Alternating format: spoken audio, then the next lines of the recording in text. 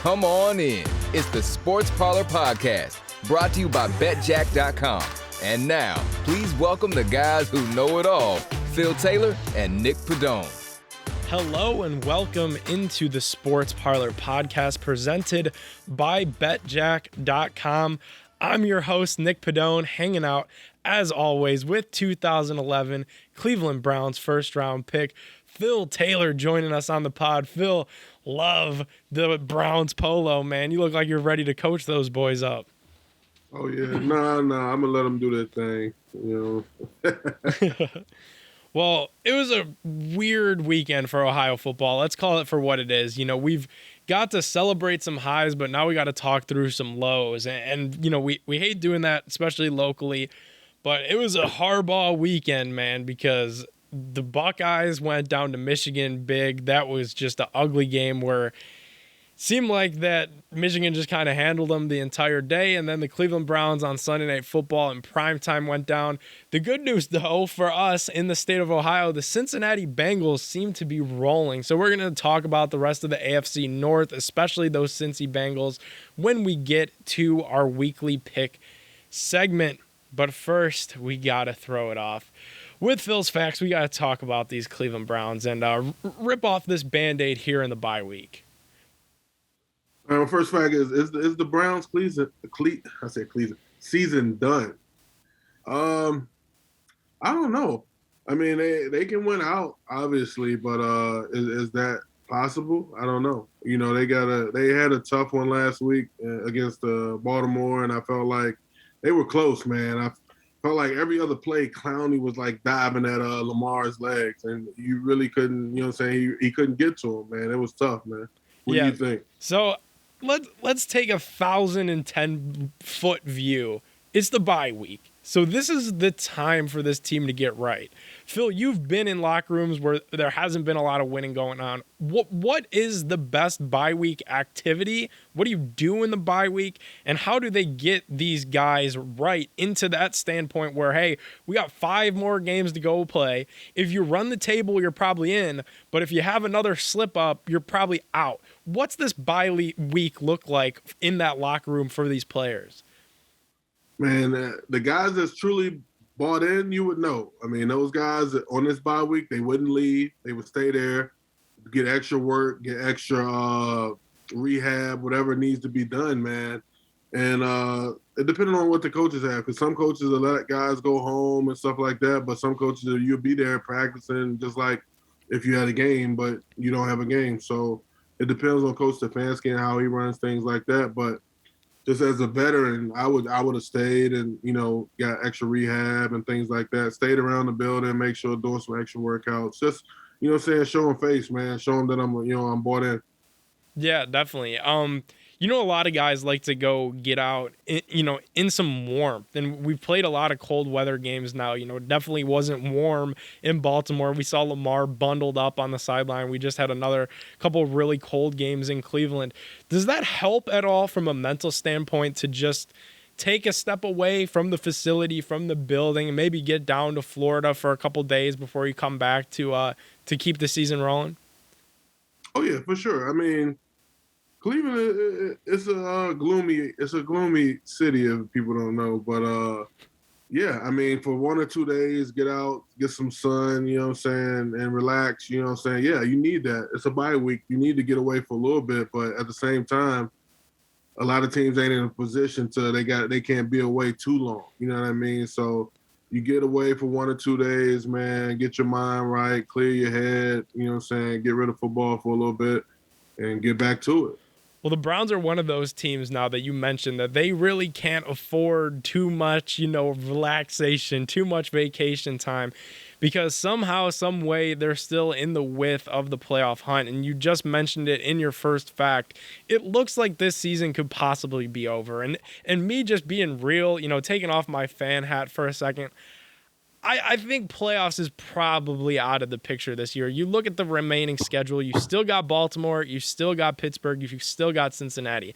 That's the good news. The bad news is none of those three teams have losing records. So even though if you make a splash and win all those games in your division, all right, now you're looking a little bit different. But those aren't three slouch opponents. Then the other games, not in the division, the Raiders, the Packers, I don't know that those are really gimmies either. So it's a very difficult close of the schedule for our Cleveland Browns, Phil. I hope they find a way. I don't know if they can, man. It's tough, but like I said, any given Sunday, man, they can figure it out and run the table. You never know, but I'm hoping that they do. So it is what it is. We're gonna find out pretty soon. Yeah, we definitely will. How would you start with that? Because obviously we don't have a game to pick this week since it's the bye week. So you take a look at that Ravens game and take a look at really all the games since Cincinnati and then even the couple before the Cincinnati Bengals game. The defense looks all right. That's all we complained about the first couple episodes of this show is, man, if the defense gets right, they're going to be fine. And the offense was scoring 40 points and they were still losing. Now it's like the complete opposite. The defense is damn near pitching shutouts on a nightly basis, and then the Browns offense is just sputtering. And there's the war going on now on Twitter, Phil, and I know you don't see all of it where people are, is it Baker's fault? Is it Stefanski's fault? Who do you put the blame on for this mess that has been the 2021 Cleveland Browns season, especially on the offensive side of the football now? I don't know. I don't know. It's just been a lot of distractions this year, obviously, with, Odell being here and, going to LA. And I don't know. I just know on Sunday I saw a lot of inconsistency on offense. I feel like the fan I sent you on Instagram need to run the damn ball. Just run the damn ball. You know what I mean? So they can get that going. I just feel like everything else is going to fall in line, but I feel like when they're passing the ball, they want to do too much, man, too much patting the baby and not, throwing the ball away. You just run around and just, and run out of bounds. You know what I mean? You gotta throw it to somebody. Yeah, for real. It's crazy, and it seems like too that some of these other teams are like reading the Browns. They're playing the Browns like a fiddle now defensively because they know, like, all right, you're not comfortable throwing the ball. Your quarterback's got a torn labrum. He's got a foot that's wrapped so much it's almost like he's got two. It's gonna get tougher now, man, because now Conklin's he's gonna be out for the season. Yep. So it's like now it's going to be more pressure on Baker because now you got one of your starters out. Who's going to fill his spot? Yeah, it's tough. And they got Blake Hance, who, played a couple playoff games when COVID and everything was going on, and he was serviceable, but let's be real with ourselves. Blake Hance is a guard. He's not even a tackle. So they got this poor guy who's, born and raised a guard all throughout college, is now playing right tackle. So it's just really weird and a really unfortunate season. They definitely miss Chris Hubbard as well, another veteran that was kind of the swing tackle that could play on the left side or the right side. He went down very early in the season too. So it's just been such a weird year. One of the guys that you named is Baker Mayfield. His life is going to be getting a lot harder, and it seems like this season has gone really poorly for him.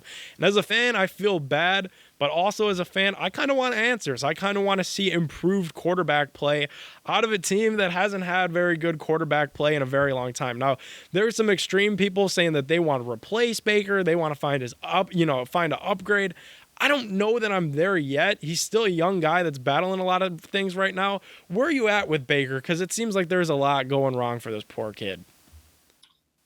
It is tough, man, because it's not, you can't put it all on him. He does try, but at the same time, man, inconsistency is not the best for quarterbacks. You know what I mean? So him not being consistent and doing things like that is not helping him, but they're staying in games, so it's like, what so much can you say about him? You know what I mean? So, he's trying to keep them in games, and the defense, you obviously doing their thing, but I think they need to fix the inconsistencies and start running the damn ball, basically.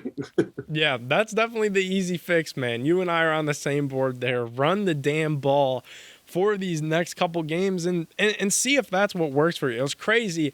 I know you're not that big of a basketball guy, Phil, but I've been watching a ton of the Cavs, right? And everybody's like, the Cavs are the weirdest team ever this year. They got 3 centers that like all play at the same time. Like, when do you see that anymore? They got Lauri Markkanen, who's 7 foot. They got Jared Allen, who's 7 foot plus Afro, so probably over 7 foot. And they got the rookie Evan Mobley, who's a 7-footer that could shoot the shit out of the ball. So you got those 3 guys that are phenomenal players all in their own right. They said that's our strength. We're gonna screw what everybody else is doing. We're gonna play. Big boy ball. They're gonna play to their strengths. I wish the Browns would do that. Play to your strengths and run that football. You got 2 of the highest paid guards in the league. Joel on the left, Wyatt on the right, JC in the middle. Run that thing.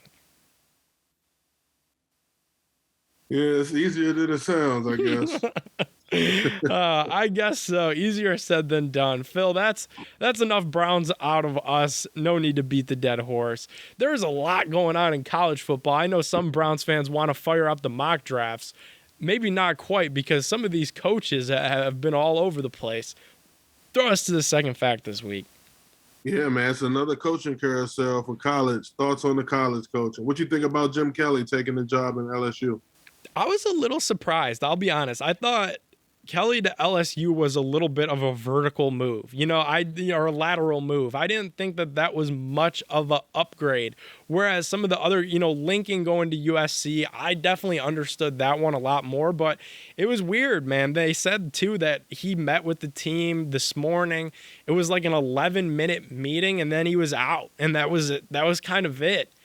What's that he like? got the money. He get up out of there on that private jet he got. That's so strange. That's got to be so strange, man, for these recruits that, have moved away from their family and have started a new life in a new city at such a young age to, some of these kids are probably going there with, realistic dreams of get a, free education or discounted education and play the sport that they love. But I'm sure some of those kids, man, at LSU, and at Notre Dame, they had aspirations to play at the next level, and now all this shuffling's going around. What's that like for those kids that are a part of those programs? It's tough because one of my best friends, he's the best man in my wedding, and he played football at Maryland, and he was one of their top guys. And then when they had a coaching switch, the new head coach ain't want nothing to do with him. You know what I mean? So it kind of like hurt him, so that his NFL dreams were crushed and things like that. But it sucks because these guys, they work so hard for these one coaches and all these other coaches, telling them these things and telling them these things. And then a year later, they're gone. Yeah. So, I mean, some of these recruiting coaches, man, are worse than lawyers. They just tell you what you want to hear. You know what I mean? Yeah, it's crazy to me too, because and we're getting there, right? It's a slow process with this name, image, likeness, and everything like that. I understand that people want to better themselves. If you want to walk away from your job at Notre Dame and go coach at LSU because they're giving you a private jet, go for it. In the case of Lincoln Riley, if you don't want to coach in the SEC when Oklahoma moves over there, and you want your own private jet, you want to live in LA and send your kids through the school district there and get a bag and have your wife probably become an Instagram model in Los Angeles, go for it. The opportunities there are endless. But I think I'm at a point, especially in my life, where I'm young enough to have covered college athletes not too long ago. We got to start making it comparable for these student athletes as well, and let these kids. We're getting there. They need to open up a lot more avenues for them to capitalize on their name, image, likeness, and dip out when stuff like this happens. Like, hey, my coach up and left, I'm up and leaving too. And I think we're getting there. Sometimes, I don't know, I'm not sure on the ruling as of now, but I thought, like, if your head coach leaves, you can transfer without sitting out. That seems to be the new way. Sure. Yeah, that seems to be the new wave for sure. And I know like Oklahoma already with Lincoln Riley leaving, they've already had like 5 or 6 kids decommit, high schoolers that were planning on going there. And then Spencer Radler, who we heard a bunch about, the quarterback, he's already, out, throwing his name in the transfer portal as well. So there's going to be a ton of switching around going on with all these coaches. And now there's just more vacancies, right? Because now that Notre Dame job's open. Who do you think's going to take that? I don't know. I know Dion wants it. Who out there looking for a job? That's the thing. Mm-hmm. Yeah. Who out there looking for a job? And now they're going to have to pay up too, right? Because anybody that's looking is going to be like, well, look at what they got. That bring me in. That's what they got. What am I? Yeah, if it's a big school like that, yeah. I mean, I guess USC put out, I don't know who leaked it, but they leaked everything that Riley wanted or whatever. He got a 24/7 private jet for him and his family whenever. That's crazy, man. I can't blame him a minute for taking that. That's just an incredible opportunity. Shit.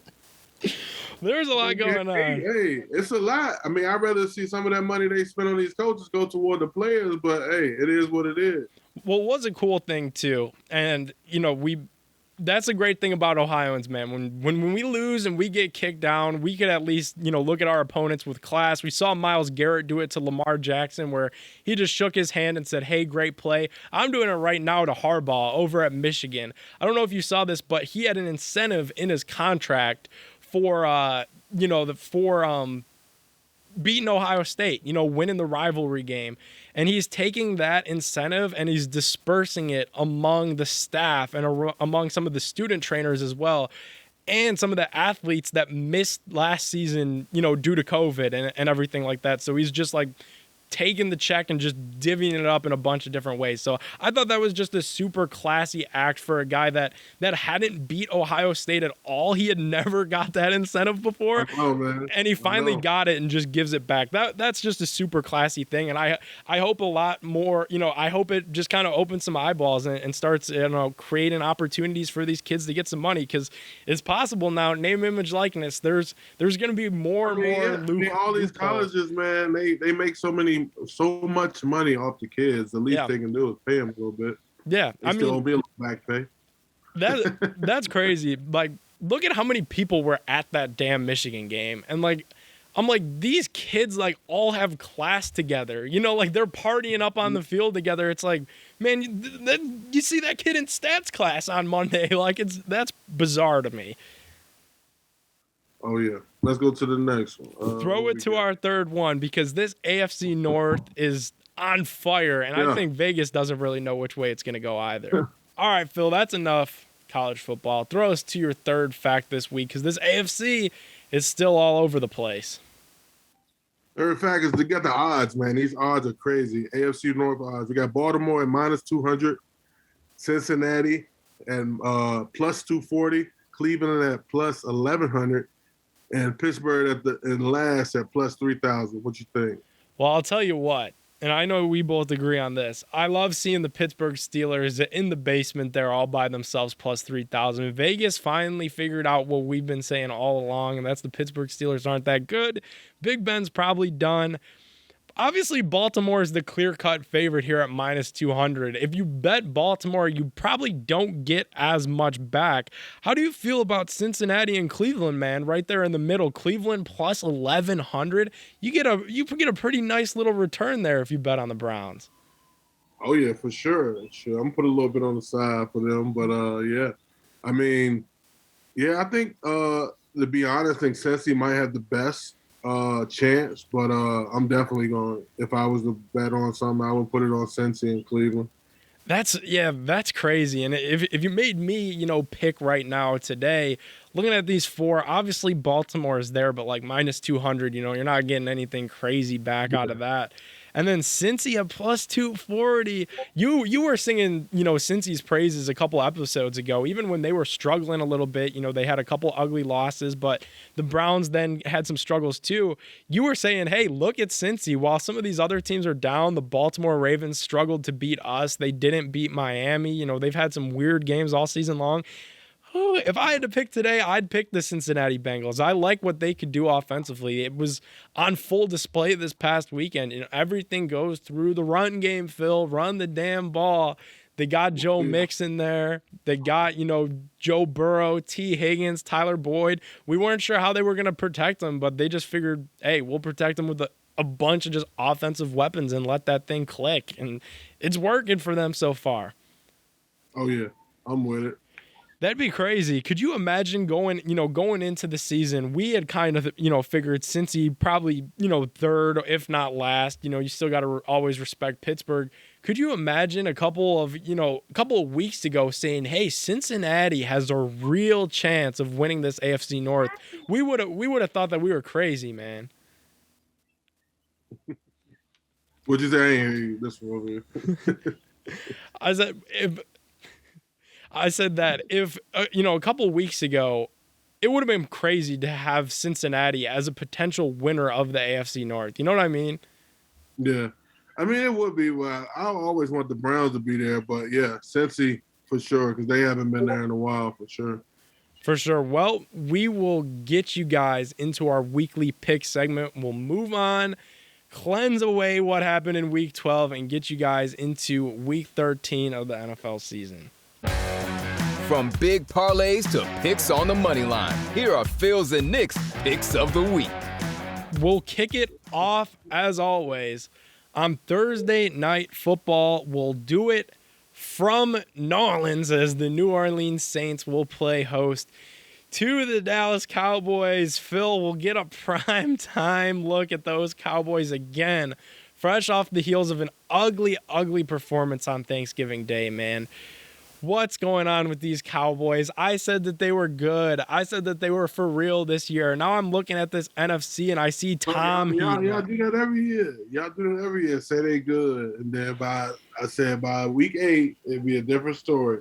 This time by week 8, they were still doing all right, but they starting to look like themselves now. And y'all starting to see it.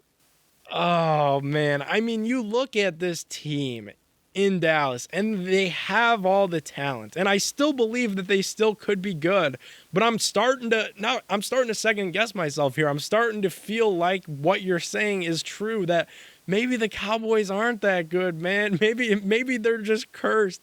They got Dak, they got Zeke, they got Pollard. Tony Pollard and Ezekiel Elliott are a hell of a 1-2 punch. Amari Cooper, got to get him back. CD, obviously. Dallas is a 5.5-point favorite in this game. I think they need to win this game, not only for their division and staying relevant in the NFC as it stands right now, but also, the New Orleans Saints are not that good. So this needs to be a good game for your psyche, where we need to go in there, beat down on an inferior opponent, and walk out of there on top. How are you picking this thing, man? Are you all out on the Cowboys? Yeah, not really. I think this is a game that they need to win. And if they can't win this game, then it's done for them. You know what I mean? So I'm going with the Cowboys on this, and I'll take the 5.5 as well. I'm going to take the Cowboys and the 5.5 too. I as bad as the Cowboys have looked, in some weird way, the Saints have somehow been worse. So I'm going to take the Cowboys. I'm going to reluctantly take the 5.5. That seems like a lot of points, especially for how this Cowboys team has played. But if they get back to their bread and butter, they should be able to take care of that. No questions asked. No. All right, well, we'll move on to a big game within the division. The Cleveland Browns have a bye, but the Pittsburgh Steelers are back. They're at home in Heinz Field against those Baltimore Ravens. Vegas is showing big respect to Baltimore here. 3.5-point favorites on the road in Heinz Field. What do you make of this spread? It's a good spread. You know what I'm saying? Because they know AFC North, the games are going to be close most of the time, unlike the Steelers in Cincinnati last week.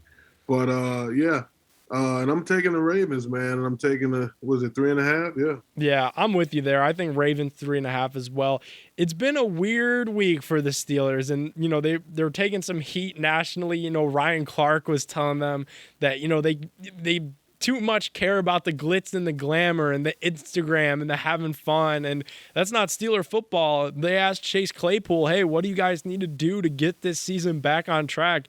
And he said, we need to have more fun. He's like, we need to play music at practice and get back to ourselves. So they're all over the place. You got national guys who have played and who have, affiliation still with the league saying that they need to cut the crap. And then you got the players in the locker room that are just looking to mess around. So seems like the days of our Steelers are over. I'm taking Baltimore in the 3.5 here as well. All right. We'll move on to Miami, Florida, Hard Rock Stadium. Dare I say a matchup that not that many people probably care about, but I'll tell you what, these Miami Dolphins look to be rolling a little bit. I'll put some respect on Tua Tagovailoa's name because he's been balling a little bit silently in the background down in Miami. I don't think they'll do anything this year. However, they're at least giving their fans something to look forward to. Dolphins 2.5-point favorites against the New York Football Giants. Yeah, I'm definitely going with Dolphins on this one. New York, man, they just been looking inconsistent the last couple of weeks, man, and Barkley hasn't really been showing up, and receiver-wise, they're riddled with injuries, so it's not too much working for them right now. I'm definitely going to take the Dolphins and was it 2.5? Yeah. Yeah, this is an enticing spread because I love the 2.5, and obviously I like how Miami has been clicking right now. But this seems to me like a trap game. And Phil, I know we didn't even kick off this segment how we usually do, and shame on me for not, but I am only 2 games back now from you in our picks. I don't have the exact records in front of me, but I'm only 2 games back. You had a awful week. We won't even mention what your record was. I'm only 2 games back.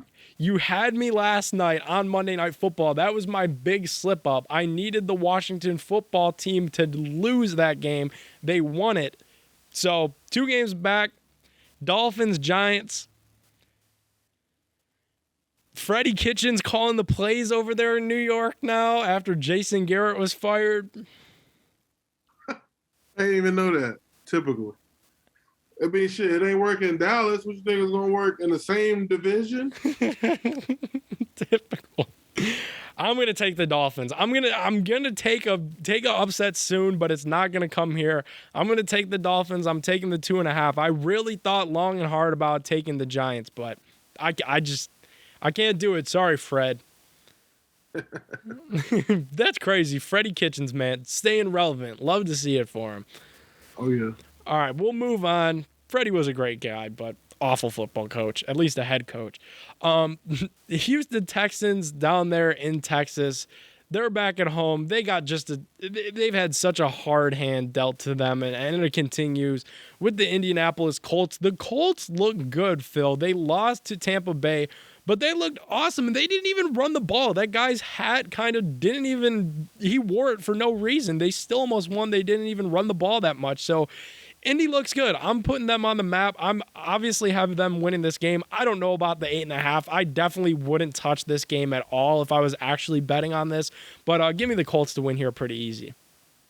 Yeah, ain't too much to talk about with this one. I'll take the Colts in the 4.5. And yeah, the Colts they got a chance, man. They've been rolling. If they get that thing with Jonathan Taylor going, man, and Wentz playing consistently, they can be good. You look at some of the teams that, we see it time and time again, every couple years, I should say, where team in the wild card gets in and they make a little bit of noise. They kind of create some waves and get us talking. Could you see the Indianapolis Colts being one of those teams since they're a very balanced team? They have a solid offense. I don't know that I'd call it a good offense, but if Wentz plays like he can, and if they run Jonathan Taylor, they're as good as anybody. They're good enough. And then defensively, with Darius Leonard, DeForest Buckner, and those guys, I look at the Colts as kind of a team that could play some spoiler come playoff time. Oh yeah, for sure. I think they'd be fighting more for a wild card, but yeah. Yeah, definitely. We'll move on, get to the NFC, because, boy, the San Francisco 49ers will be on the road against the Seattle Seahawks. I don't know if I've seen this, Phil, and if I have, it's not too often. The Seahawks are underdogs at home. That's tough to see as just a fan of the sport, man. Vegas has no respect for what's going on in Seattle, and the streets are saying that, hey, let Russ cook. Maybe Russ is cooked for the Seahawks. Yeah, they ain't looked so good last night, but he found a way at the end. Yeah. But yeah, it was a tough loss, but yeah, that's still Seattle at home. That's tough, man. I'm gonna go Seattle with this one, man. I'm gonna go Seattle too, because I can't keep picking against the day that I pick against Seattle, like if I pick the 49ers in this game, Seattle will win. Like they've lost so many games in a row. They have 3 wins and they all came before even the Geno Smith game. So I got to take the Seahawks. They got to figure things out eventually. They're not that bad of a team. They're just a mess right now. Russ can't get DK the ball at all. They have virtually no run game now without Chris Carson. Playoffs are completely out of the question for them. They got to find a way to get a win. I'm going to pick the underdog here, pick Seattle, but San Fran, they got some options too, but Debo is out for the 49ers for a week or two, so that makes me feel at least a little bit more confident in picking the underdog here in Seattle. Gotcha. We'll move past that, talk about a big spread, talk about not a whole lot to talk about here, and talk about a big road favorite. Tampa Bay, Tom and the boys will be on the road in Atlanta. Tampa is 10.5-point road favorites against the Atlanta Falcons. So there would be more. Yeah, give me Tampa. I thought they would be more than 10.5. How the Falcons been playing? You taking the 10.5? Why the hell not? Yeah, give me the 10.5. That would be fun. You know, you take the 10.5 and it's like we everybody knows that Tampa's gonna win. So then at that point you're watching for the 10.5. You're like, all right, could they do it? Could they do it? Yeah. Give me Tampa in the 10 there for something to watch. I think I'll take the 10.5 as well with Tampa. I'll take that one. Yeah, and they're slowly getting back. I know I've said it every week. Like, now they got Gronkowski in the fold, and Leonard Fournette looks really good. It's like people forget that Leonard Fournette, like, I know he had like 1 or 2 down years with the Jags, but then, like, okay, he's back. And then, God forbid, you sprinkle AB into this mix at some point. Look out. I know people are saying the NFL is wide open. Look out for old man Tom. You got Aaron Rodgers dealing with the toe injury, and Tom is just out there sitting in the shadows, beating up on a bad Atlanta team. Give me Tom. Give me the 10.5. All right, we'll head to Detroit. Busy weekend in Detroit. Saturday, they'll host my Kent State Golden Flashes at Ford Field, Phil, for the MAC championship against Northern Illinois. But secondly, I should say, they'll have the Detroit Lions, their home professional team, at Ford Field, playing host to the Minnesota Vikings. Vegas showing Kirk some love, 6.5-point favorites on the road against the Lions team that is just continually in every single game, and they're yet to win one, man. I'm gonna take the Vikings because even though Cook's gonna be gone for a week or two, Madison is just as good, man. I feel like he's just as good when they put him in. So, yeah, I'm going to take the Vikings and I'm going to take the 6.5. Yeah, I'm going to pick the Vikings as well. I'm actually going to take the Lions to cover this spread. I think 6.5 is a lot of points. I think with how both of these teams play, and I've said it with Minnesota all year, they could beat any team in the league, but they could also lose to any team in the league by 4 or 3. You know, they're always right there, and it's just you can't get over that hump. So I think this could be one of those games without Dalvin. You know, it'll be some slips to try to get their footing. I agree with you, though. I think Alexander Mattison is just as good. I think this should be a great game that the Vikings come out on top. Oh, yeah. All right, well, we'll head over to the poor New York Jets, man, and Zach Wilson will probably be back at quarterback, but the Philly Eagles got to figure things out, and here's a good opponent to do it against. Jalen Hurts had inarguably his worst game this season. Philly is still 6.5-point underdogs on the road against the Jets. Yeah, it's a tough one, but whew. Yeah, Jets, Eagles. I'm going to go Eagles. I'm going to go Eagles. What the Jets have been doing, man. I feel as though they're trying to pick top 5. Yeah. So they probably going to pick top 5 for sure. Yeah, for sure. And that's the way to do it. I hate saying it, but like it losing sucks. And as a former athlete, never at your level, Phil, but as somebody that has just played sports at any level and then cheered on sports at every level, it sucks to lose, whether it's the team you play on, whether it's the team you root for. When you lose, everything just sucks. So it feels really bad, but to get those top picks and to get some just class A guys, that's what the Jets have to do. It feels like they've been doing it for a really long time. There's been a lot of losing, but I'm taking Philly in this game. I'm taking the 6.5 as well here. There's some big spreads this week. Oh, yeah. Well, we'll head to Chicago and Soldier Field. How about Matt Nagy, man? He got fake fired. I don't know if you've ever watched The Office, Phil, but the episode of The Office where Michael Scott calls in Pam and fake fires her. He tells her that she's fired, and then actually she's like crying and like, how is she going to tell her family? And then he's like, nope, just a prank. You're not really fired. I feel like that's what we went through last week with Matt Nagy. We did the whole show after verified reports from legitimate news outlets in Chicago said that he was fired after this game against the Lions on Thanksgiving. Guess what? Matt Nagy's back, head coach, coaching the Chicago Bears in this game. It comes out after the win on Thanksgiving that they put that report out there to try to galvanize the team and fire up the troops. I guess it worked. They won. But that was just the weirdest thing that I've ever seen in my life. He literally was fake fired. It's a scene out of a sitcom. It's already been done. NBC already did this on The Office, but it worked, I guess. Fun.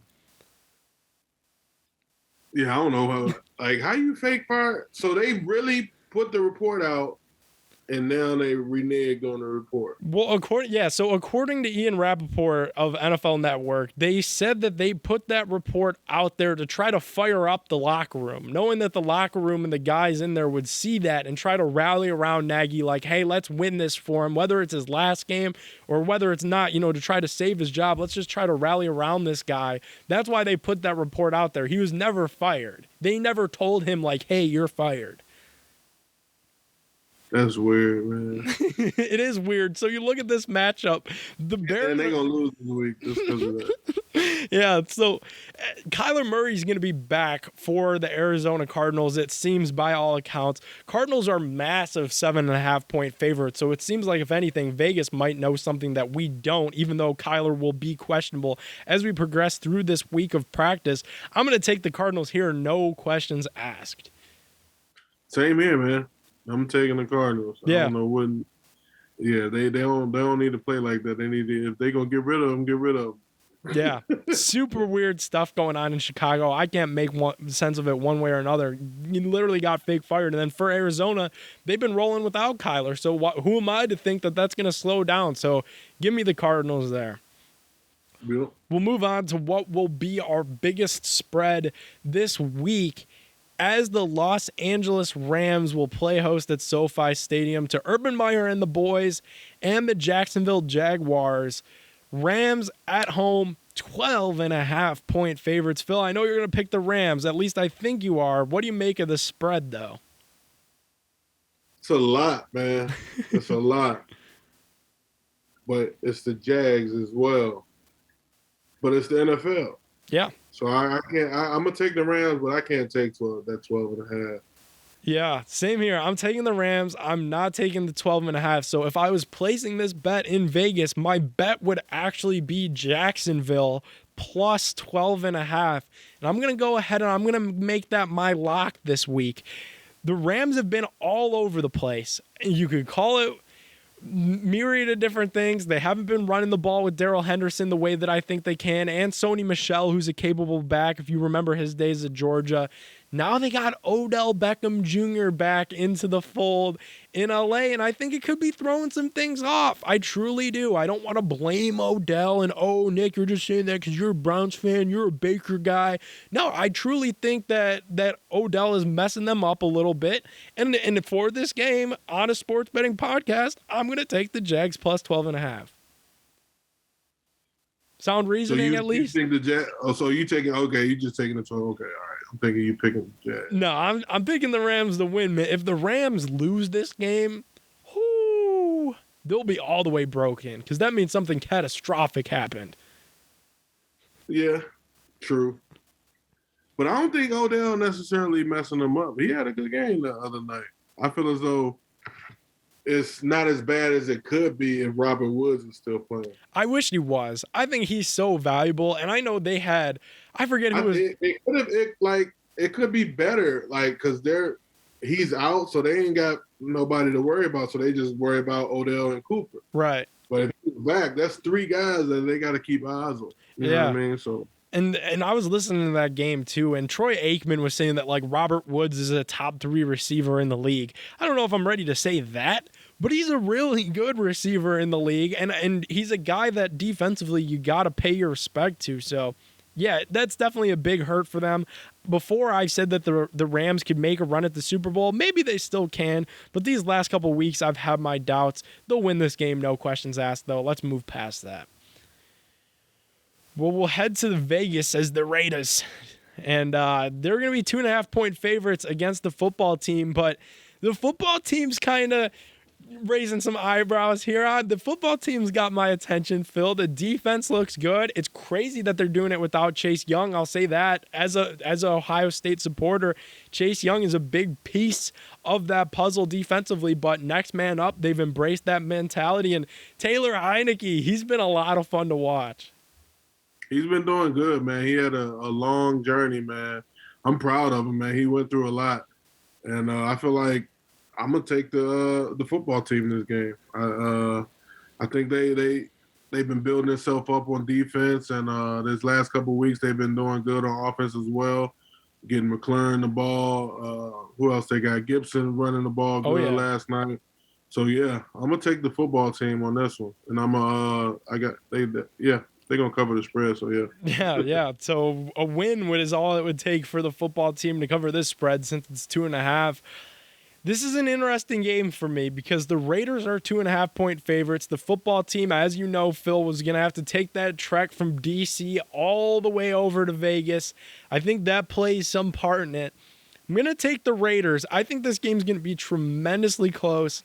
I'm going to take the Raiders to win. If I was actually betting on this game, again, this is a game that I would avoid. When sports betting is officially legal in Ohio, just because we make all these picks, this doesn't mean that we're going to bet on every single one of these games. We'd probably go broke. So in reality, me being truthful, this is probably a game that I would completely avoid just because the Raiders, I don't think they're that good. I would probably actually pick the football team if they played, on a neutral site on a fair day, where both teams have had some rest, but factoring in the travel and the home field advantage and stuff, I'm going to take the Raiders here. Cool. We'll move forward to Arrowhead, Kansas City. The Chiefs are back. They got a divisional matchup against the Denver Broncos. The Broncos are coming off of a huge win, though, against the Los Angeles Chargers. Everybody was ready to crown Justin Herbert the next big thing, and it's like whenever that happens, then he plays like garbage. And he threw 2 touchdowns, but the 2 interceptions were more costly. In this game, the Chiefs, 9.5-point favorites. I'm going to take the Chiefs, and man, this is a conference rivalry, so yeah, I'm not gonna take the 9.5, but I will take the Chiefs. Yeah, I'm gonna take the Chiefs as well. Hold off on the 9.5. When you look at these games that are within the division, Phil, you said it with Baltimore and Pittsburgh as well. You could never really count on a surefire thing because anything could happen when these divisional matchups start to meet up. Another thing that I've noticed, and this is like an inside betting reward tip for everybody that's listened to the podcast thus far, in these divisional matchups in the second half of the season, so if you got a divisional matchup in the second round of the season, almost always the combined point total hits the under. So when you look at the over-under in this game, it'll probably be a little bit more low scoring. Statistically, historically, look this up. There's math to back it up. The under almost always hits in these games that are divisional in the second half of the season. Almost always happens. So that's kind of just a fun betting tip to throw out there. For this game, though, I'm going to take Kansas City. Give me the Chiefs. Cool. We will move right on forward to primetime. This is a game that I cannot wait to watch. The Buffalo Bills will be at home against the New England Patriots. Patriots have been phenomenal. Again, another divisional matchup here with big, AFC playoff situations on the line. Buffalo 3.5-point favorites at home in this game. Remember, home team typically gets 3.5 points. So if this bad boy was played on a neutral site, Vegas would say this is a virtual toss-up. I cannot wait to watch this football game. Yeah, this is going to be a good one, man. Pax is rolling. The Bills still trying to find out are they the best or not. So, yeah, this is a tough one. But I still think the Bills might edge it out just a little bit. I don't know, though. It's tough. I don't even feel right taking a 3.5 to the Bills. Yeah. I'm going to do the unthinkable here, and I'm going to pick the New England Patriots in this game. I think I feel silly with some of Buffalo's struggles, and we've talked about their just sheer inability to run the football at all. And they got Matt Breida in there now, who I think is a nice little signing for them, and he could maybe do some things, but I feel silly betting against Bill Belichick, so I'm going to take the Patriots here. All right, I got the Bills. All right, that'll be a big matchup, I'm sure, for our weekly picks and our records there. We'll end it off here, Phil, in Ohio. Our Cincinnati Bengals are going to be back at Paul Brown Stadium, and even though they're red hot, they're just 2.5-point favorites against the Los Angeles Chargers. This is going to be another really good matchup as two young quarterbacks that are on the come up in the NFL will be on full display. Burrow for the Bengals, Herbert for the Chargers. Cincy 2.5. I don't know what I make of this quite yet, man. It's tough. If Burrow has another not Burrow, but if Herbert has another bad game like that, Cincy wins this one easy. But, man, just based off of what I've watched over the last few weeks of both teams, I'm going to go with Cincinnati. Wow. Phil's taking the Bengals. And since he's at home, I don't know that I could do it. I'm not there yet with Cincinnati. It's crazy to say because they've been so good all year long, but just when we were saying that last time, just when we thought we had the Cincinnati Bengals figured out, the Cleveland Browns went into their house and completely blew their doors off. So I'm not ready to say yet that they could win two big games in a row. If they win this game, then I'll eat my words. But for this one, I'm going to pick the Chargers in a close one. Give me the Chargers money line. That'll be crazy. Because they're going to be coming all the way from California to Cincinnati, Ohio. That'll be a tremendous football game to watch, but I'm going to have the Chargers in a close game. And this is a good chance for Cincinnati to prove to me that they are for real and that they're not just going to be an inconsistent wild card team that you can't put your finger on any given week. Cincy, I'm pulling for you, man. Please be for real. Win this game. But I'm picking the Chargers. I got to stick with the old noggin. All right, cool. All right, Phil, this has been a crazy episode. Give everybody your disclaimer and we'll get on out of here. It's not our fault if you lose your monies, but always bet responsibly. Definitely bet responsibly when you watch these games. Follow along with all of our picks. We hope you guys enjoyed another episode of the Sports Parlor Podcast bye-week edition. Best believe we'll be back next week to get you guys ready for Browns Ravens 2.0. Hopefully get some special guests in here, and we will see you guys next week.